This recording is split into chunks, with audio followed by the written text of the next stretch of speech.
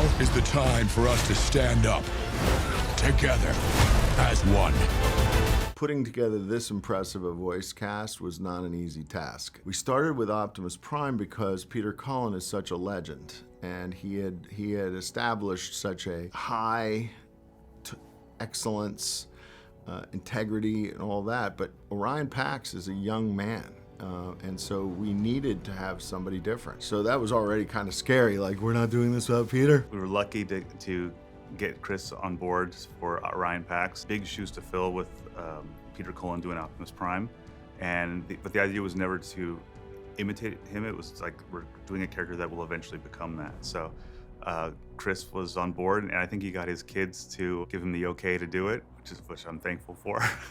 Once we settled on Chris and saw that he had both, I'll say, the exuberance and the naivete and the just, the dreamer in him, he also has the baritone in him, And so you can imagine then, because we knew the fans who know it were going to be judging his voice, And so you needed to have some of that Optimus Prime come out. And then once we had Chris, you had to figure out what the balance was with that in terms of Megatron. Tyree Henry, he's a phenomenal actor. He is a huge fan of Megatron, actually, which I did not know, and so that just worked out perfectly. Now you got those guys. Now we're doing Bumblebee. How does Bumblebee play when he's always been a guy who's never talked?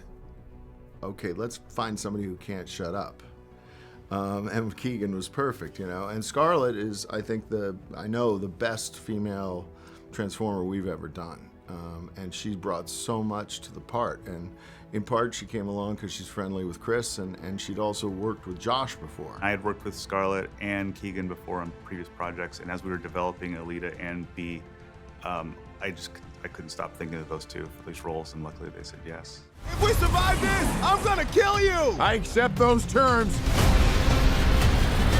I think the biggest challenge in making this movie was in changing what we understand are two of the most significant characters in the franchise, Megatron and Optimus, and having a new understanding of them. And that was daunting. And would the audience accept that, you should be more sympathetic to Megatron and Optimus? And so that was, I think, in many ways the hardest thing. So with these characters being an origin story, it was a lot of fun to create them, to think of them in terms of their arcs. Everybody knows the Bumblebee from the live action films as being a silent character, so wanted to play against the type and go the opposite direction. So he's a character that won't stop talking, but he's still loyal and everything that we know he'll be the entire time. With Orion and D16, who will become Optimus and Megatron, it was playing against type there as well. Optimus Prime is super smart and loyal and wise and super brave, and the thought was, well, why don't we have Orion Pax start in a different place so that he has some place to go? Same thing with D16. He's not a villain yet. He's like a best friend. You want to hang out with him. The surface. It's beautiful.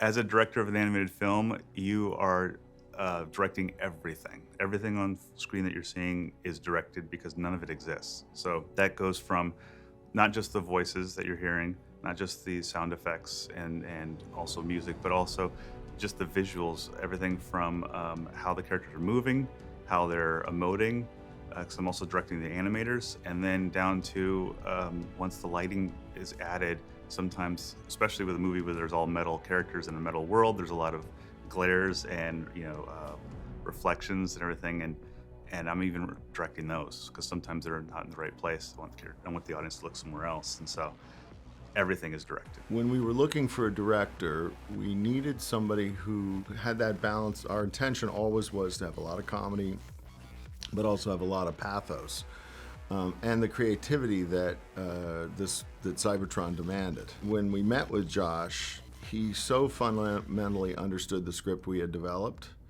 that it was, and we saw an incredible movie, right?